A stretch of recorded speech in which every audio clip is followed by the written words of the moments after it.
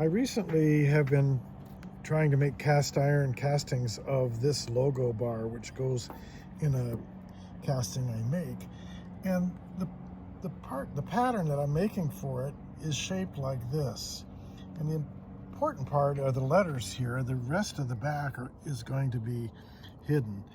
And printing this was particularly difficult because using no matter which set of supports I used that were in my slicer, this part tended to rock on my 3D printer, and it caused a lot of distortion.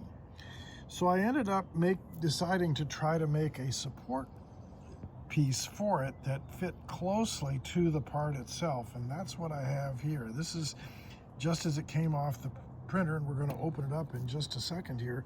But we'll zoom back and take a little look here at this diagram, which shows ribs that I drew into the support piece and that are spaced about only 0.02 or 0.05 millimeters from the actual part itself. So there's a little air gap there, at least in the drawing. I think, in fact, things sort of meld together.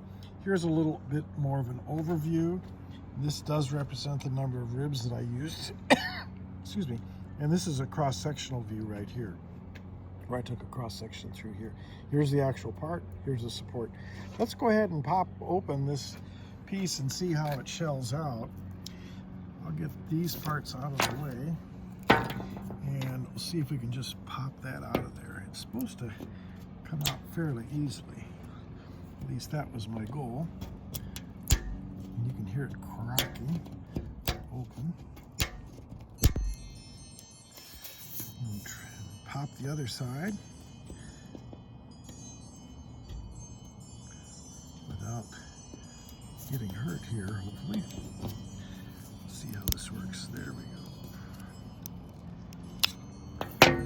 At least that's a half of it off. And you can see the little ribs here.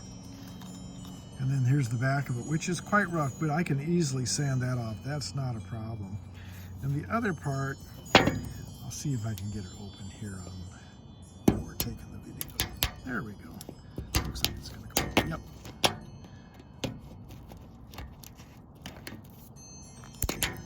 Yep. Very good.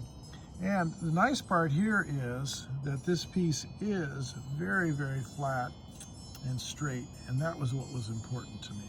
So this is a way apparently to solve a problem of stabilization of a part. Might have application in other situations, and I just wanted to show